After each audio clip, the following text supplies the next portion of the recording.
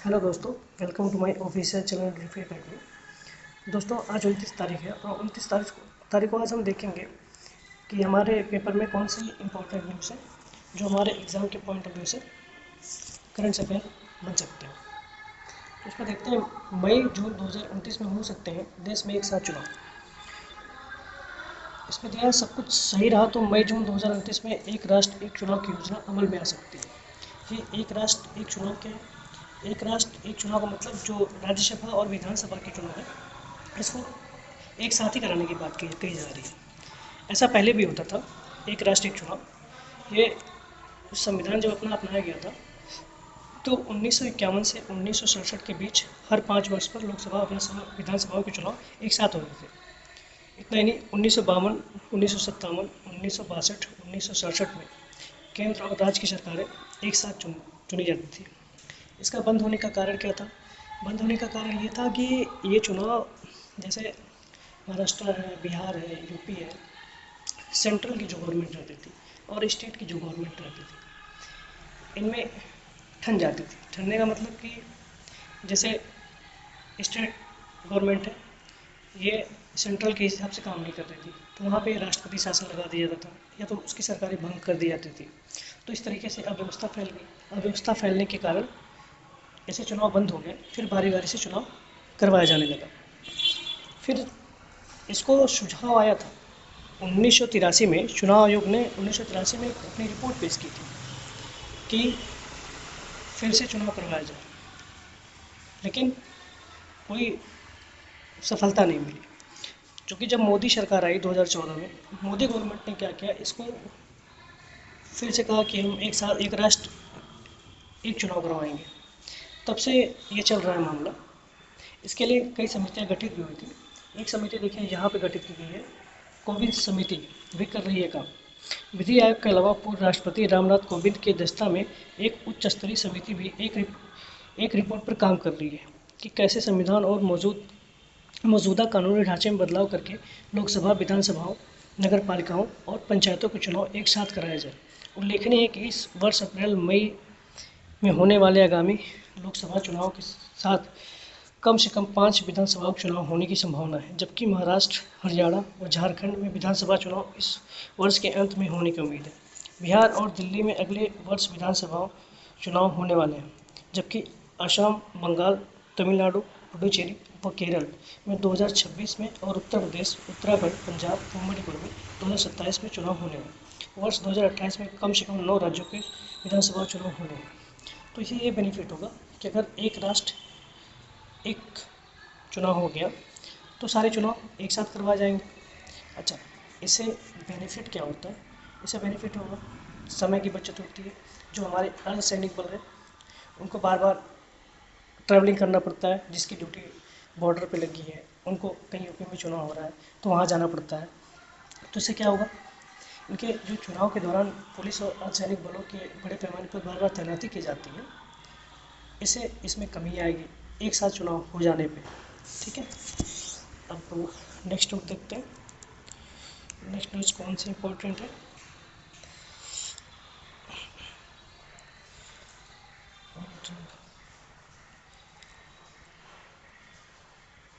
और कोई न्यूज़ यहाँ पे तो नहीं दिख रही।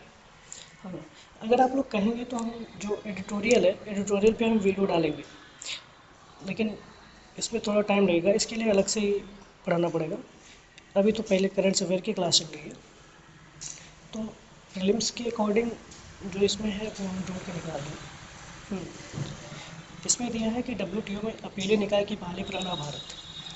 तो जब अपीलीय निकाय की बहाली पर अड़ा भारत, तो जब तक ये क्लियर नहीं होगा कि WTO क्या है, तो WTO के बारे में आपको पहले पता करना चाहिए WTO क्या है। तो मैं बता दे रहा हूँ, WTO की जो स्थापना हुई थी ये 1995 में हुई थी, लेकिन इसके पहले भी था 1947 में एक general agreement of traffic and trade, GATT बोला जाता था इसको, प्रशुल्क एवं व्यापार पर समान समझौते। तो WTO के जो निर्माण की पृष्ठभूमि थी वो रग्बी नदी थी। तो 1986 से लेकर 94 तक इसमें वार्तालाप चली थी, क्योंकि 1 जनवरी 1995 को WTO का काम करना शुरू हो गया था। अब WTO क्या करता है? WTO जो है, जो अलग देश के ट्रेड है, जैसे हमारा यूरोप के साथ ट्रेड हो गया, उसको विनियमित करता है। बस यही है इस न्यूज़ में, और कुछ खास नहीं है। और एक न्यूज़ है, 6.9 रह सकती है आर्थिक विकास दर भारत की, तो उसको देखेंगे। ब्रिटेन, जर्मनी, जापान जैसे देश की अर्थव्यवस्था में मंदी के शोर सुनाई दे रहे हैं, जबकि इससे भारत की विकास दर पर कोई खास असर होता नहीं दिखा। खासतौर पर तीसरी तिमाही यानी अक्टूबर से दिसंबर 2023 के दौरान लाल सागर में अस्थिरता होने के बावजूद भारत की आर्थिक विकास दर 6.7 से 6.9% रहने का आसार। बस इतना ही। अगर क्वेश्चन पूछे कि 2024 में भारत की विकास दर क्या रहेगी, तो 6.9 आप लोग बताएंगे, ठीक है। ये रहा क्वेश्चन। अब देखेंगे हम अगली न्यूज़।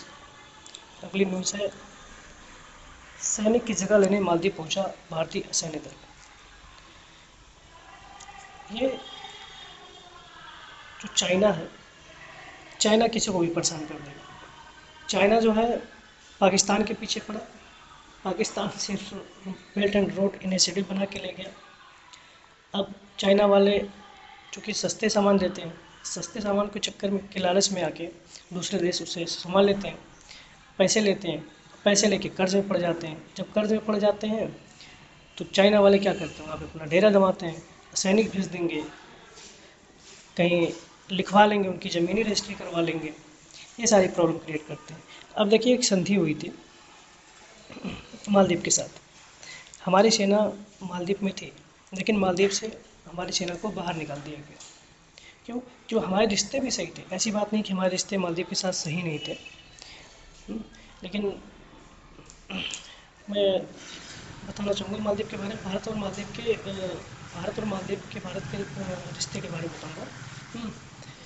ऐतिहासिक संबंध जो थे इसके, जब अंग्रेज़ों ने क्या किया कि द्वीपों का नियंत्रण छोड़ दिया था, तब से भारत और मालदीव के बीच राजनयिक और राजनीतिक संबंध 1965 से रहे। फिर उसके बाद से जो हमारे सामरिक संबंध थे वो भी बढ़िया थे। भारत के दक्षिण में स्थित मालदीव जो है, हिंद महासागर में अत्यधिक रणनीतिक महत्व रखता है, जो अरब सागर और उसके आगे के प्रवेश द्वार के रूप में कार्य करता है। जैसे कोई अगर जहाज आएगा तो पहले मालदीव दक्षिण छोर पे पड़ता है, दक्षिण छोर पे पड़ेगा, तो उससे क्या होगा, ये बेनिफिट होता है कि भारत में प्रवेश करने के पहले वो एक बफर जोन का काम करता है, समुद्र में बफर जोन का काम करता है। और हमारे इनसे सांस्कृतिक संबंध भी थे, जैसे भारत और मालदीव के बीच सदियों पुराना गहरा सांस्कृतिक संबंध था। 12वीं शताब्दी के आसपास जो बौद्ध धर्म थे, वहाँ बहुत लोग मनाते थे। मालदीव में क्योंकि बहुत बढ़िया जगह है, वहाँ घूमने के लिए बहुत अच्छा है। हाँ, लेकिन जो वहाँ के अभी राष्ट्रपति चेंज हुए हैं, इससे लेके वहाँ पे प्रॉब्लम क्रिएट हुई है, और भारत के साथ थोड़ा खटास आई है। बाकी कोई दिक्कत नहीं, हाँ, वो तो लगा रहता है सबका। ठीक है, अब अगले न्यूज़ पे चलते हैं, देखते हैं अगली न्यूज़ कौन सी है।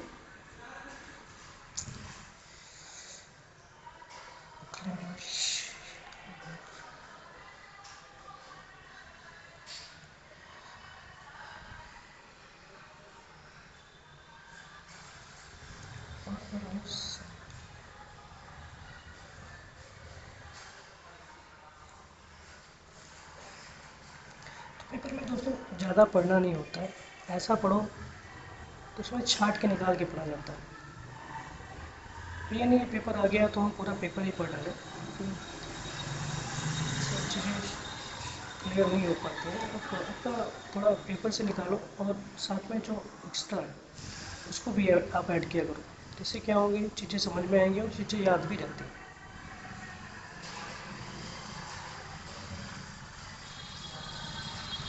और कोई न्यूज़ नहीं है, हम देख लेंगे, अगर मिल जाता है तो हम डिस्कस कर देंगे।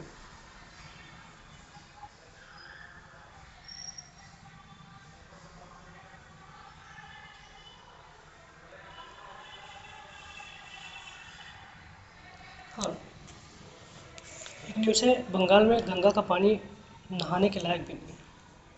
क्यों? अब ये न्यूज़ क्या है, अब गंगा का पानी नहाने लायक नहीं है, मतलब ये है कि वहाँ पे पॉल्यूशन है, वाटर पॉल्यूशन, सीवेज लोग खोल देते हैं, फैक्ट्रीज का पानी जाता है, तो इसमें क्या होता है, क्लोरोफ्लोरोफॉर्म है और भी सारी चीज़ें हैं जो कैसे उसमें मिल जाते हैं, जो मतलब सीवेज में जितने भी डस्ट हैं पार्टिकल हैं वो मिल जाते हैं, तो इससे पानी गंदा हो जाता है। अच्छा, ये प्रॉब्लम क्या होगी, तो वहाँ के जो समुद्री जीव हैं वो मर जाते हैं, प्रवाल खत्म हो जाते हैं, ये सारी समस्याएं वहाँ पे उत्पन्न होती है। तो इसमें दिया है कि बंगाल में गंगा का पानी नहाने नहाने के लायक भी नहीं है, मतलब एनजीटी के बारे में जानना पड़ेगा आपको क्या है। ठीक है, एनजीटी जो है एक न्यायिक प्राधिकरण है, सरकार द्वारा इसका गठन किया गया था। अच्छा, तो जो एनजीटी है, एनजीटी ये देखती है कि पर्यावरण को कहाँ नुकसान हो रहा है। एनजीटी का जो मुख्यालय है वो दिल्ली में है और इसके 4 क्षेत्रीय कार्यालय हैं, भोपाल, पुणे, कोलकाता एवं चेन्नई। ये तो एनजीटी की जो काम है, जो जितने भी पर्यावरण संबंधित मुद्दे हैं उसका निवारण करती है। जो इसकी स्थापना हुई थी एनजीटी की, इसकी स्थापना जो है 18 अक्टूबर 2010 को हुई थी। इसका पूरा नाम नेशनल ग्रीन टेरिटरी है। तो दोस्तों बस यही न्यूज़ थी। ठीक है, थैंक यू, बाकी आपसे कल मिलेंगे।